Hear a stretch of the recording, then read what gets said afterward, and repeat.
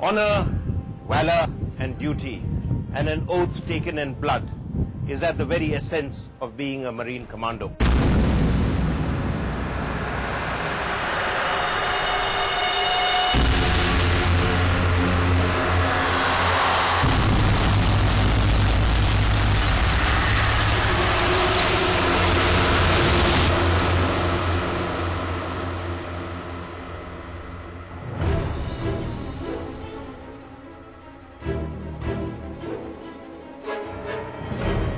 The swagger of belonging to this elite unit comes from the statistic that only 2 out of every 10 volunteers make the final cut.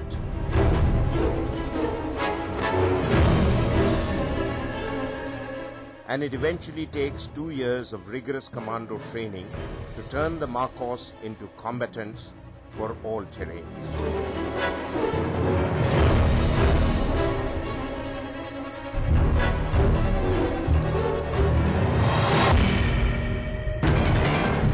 But once trained, the amphibious Marine Commandos can be inserted into any hostile hotspot, from jungles and urban landscapes to oil rigs in the middle of the sea. They can slither or grapple down from a helicopter into almost any kind of terrain.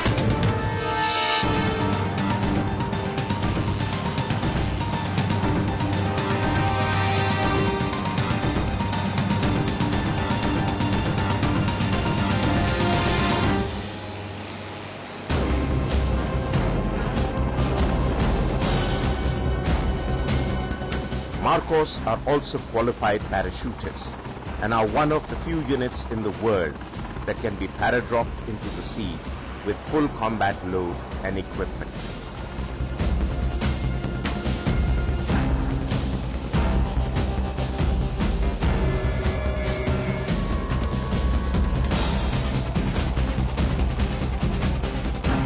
Armed with a combat diver's course, most of them are trained Houdinis at work. Modelled on America's SEALs and the British Special Forces, India's Marcos is today perhaps even better trained than its Western counterparts to carry out operations from high-altitude warfare to amphibious assaults.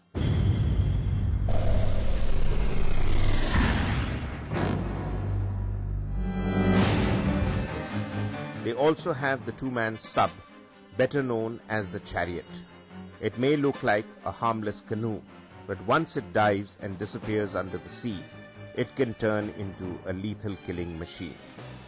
This battery-driven craft can travel for a few hours underwater and cause havoc in an enemy harbor. But like any craft with limited resources, Chariot operations are time-bound. Also, the oxygen canisters strapped on the commandos can only last a few hours, so if discovered, there are not too many escape routes.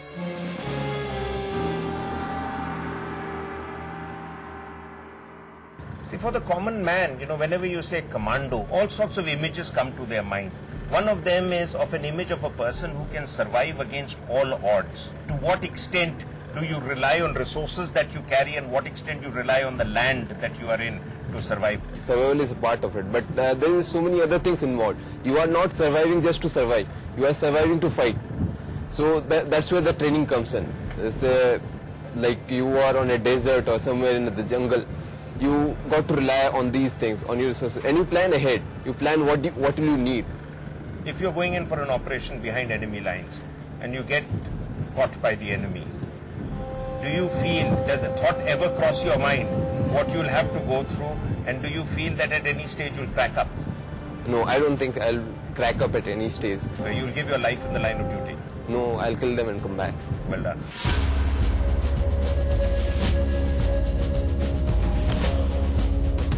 As 21st century battles turn into low-intensity conflicts, analysts predict that it will be this special breed of soldiers who will be at the cutting edge of real-life war games.